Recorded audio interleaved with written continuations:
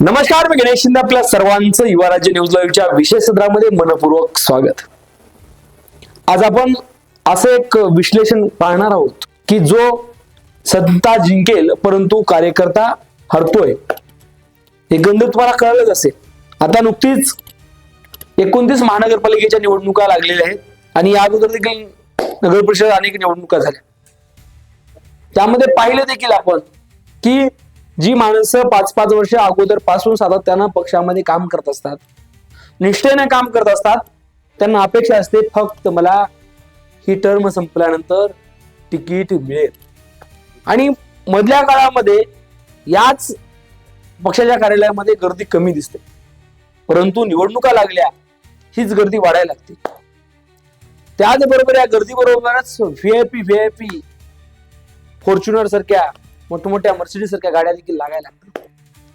आणि त्यावेळेस ही सर्व परिस्थिती पाहत असताना जी माणसं, जी कार्यकर्ते, जी युवक पक्ष मला काहीतरी देईल आणि पक्षाकडे माझ्याशिवाय दुसरा कोणता चेहरा दिसत नाही याच आत्मविश्वासानं सातत्यानं काम करत असतात, त्या मात्र लोकांचे चेहरे पार पडलेले असतात. आता नुकत्याच नांदेड महानगरपालिकेचा आपण पाहूया. पक्ष अनेक आहेत, यामध्ये प्रामुख्याने या ठिकाणी भाजपचे अशोकराव चव्हाण साहेब आणि त्यासोबत राष्ट्रवादी अजित गटाचे आमदार प्रताप पाटील चिखलीकर असतील आणि काँग्रेसचे रवींद्र वसंतराव चव्हाण खासदार आणि अजून देखील काही महत्वाच्या पक्षाचे हे नेते आपापल्या पद्धतीनं तिकीट वाटपाचं काम जाहीर झालं. परंतु आपण जर पाहायला गेलं तर 23 डिसेंबर पासून उमेदवारी अर्ज भरणं चालू आहे. आज जवळपास 27 तारीख आहे आणि आजपर्यंत काही लोकांचे म्हणजे मोजक्या 1-2 जर सोडलं तर अजूनही कोणाच्या उमेदवाऱ्या फायनल झाल्या.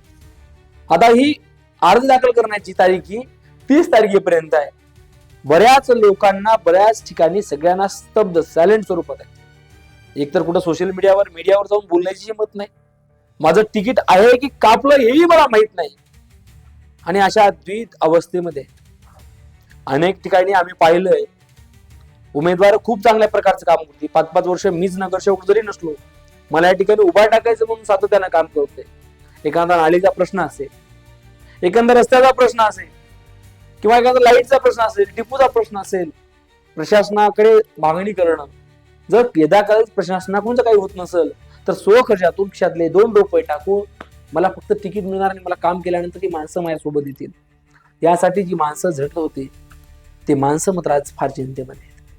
त्यांना अजून देखील माहित नाही, 2 दिवस बाकी राहिले, अजून देखील माहित नाही की माझं तिकीट कापणार आहे किंवा तिकीट मिळणार आहे. किंवा एखादा आयात उमेदवार आला तर त्याला तिकीट मिळेल अशी देखील परिस्थिती या ठिकाणी आहे. हे जर थांबलं नाही तर उद्याचं राजकारण खूप वेगळं चित्र आपल्याला बदललेलं दिसेल. आज एकंदर पाहायला गेलं तर पक्ष जिंकेल, सत्ता मजबूत होईल, पण प्रश्न आहे की कार्यकर्ता हरतोय का? पक्षाला सत्ताही मिळेल, पक्ष जिंकलेही, परंतु जी माणसं सातत्यानं 24 तास 12 महिने काम करणारे कार्यकर्ते होते हे कुठतरी हरताय अशी परिस्थिती दिसते. या निवडणुका जवळ आल्या की आपण पाहतोय की आता सध्या मी तुम्हाला सांगितलं पक्ष कार्यालयामध्ये प्रचंड गर्दी वाढते, परंतु आता प्रत्येकांची जी खरे काम करणाऱ्या लोकांची कुठतरी मनं पलतायत, कुठतरी मनाला वेदना होत आहेत. अनेक जण बंडखोरी करतात ज्या ठिकाणी आपण जी कामं केलेली आहेत या कामाला न्याय मिळाला नाही. काही जण शांत बसतील, काही जण त्यांच्या नेत्याच्या दबावाला देखील शांत बसतील.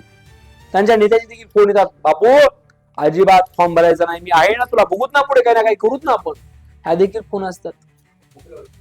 जर दाखल ऐकत नसेल तर भरूच नको, मी आहे सोबत तुझ्या, मग भरल्या असेल तर मी बघतो तू काय करायचं, अशा देखील गोष्टी असतात. पण काही वेळेस काही उमेदवार, काही इच्छुक उमेदवार, काही कार्यकर्ते हे फॉर्म देखील भरत असतात. काही वेळेस अपक्ष निवडून येतात, काही वेळेस दुसऱ्या कोणत्या अचानक बाहेर दुसऱ्या कोणत्या पक्षामध्ये जावं लागतात. कारण की जरी एखाद्या पक्षाची जरी त्या विचारधारा जरी लागलेली असली तरी कुठेतरी आपल्याला निवडणूक लढवायची या भावनेतून अनेकांना पक्ष देखील बदलावे लागतात.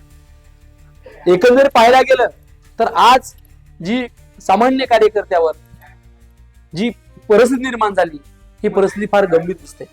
जर प्रत्येक पक्षांनी सामान्य कार्यकर्त्याला, सामान्य नेत्या युवकाला जर ही गरज ओळखून जर त्याला संधी दिली नाही, त्यांची सत्ताही परंतु कुठेतरी जी माणसं, जी कार्यकर्ते, जी युवक सातत्यानं 12 महिने काम करणारे कार्यकर्ते आहेत, ते कुठेतरी स्वतः हरतील आणि मनातून खचून जातील आणि त्यांचा देखील विश्वास उठेल, अरे आम्ही सातत्यानं काम करतोय परंतु आम्हाला न्याय मिळत नाही. त्यामुळे ते देखील कुठेतरी या राजकारणाला वेगळं मानायला लागतील आणि या कुठेतरी या राजकारणी समाजकारणापासून दूर होतील. त्यामुळं एकच वाटतं की जी माणसं सातत्यानं काम करतात त्या माणसांचा विचार करणं पक्षानं तितकंच गरजेचं आहे. नेमकं आपल्याला काय वाटतंय? आपल्याही प्रभागामध्ये असं झालंय का जी खरी कामं करणाऱ्या माणसांना टाळून ज्यांच्याकडे धन आहे, पैसा आहे, फार काही गोष्टी आहेत, त्यांना तिकीट दिलं गेलंय का? जर असं काही असेल तर आमच्या नक्की युवा राज्य न्यूजच्या कॉमेंट बॉक्सवर टाकून आम्हाला कळवा नेमकी तुमच्या प्रभागात कशी आहे परिस्थिती. धन्यवाद. पाहत राहा युवा राज्य न्यूज.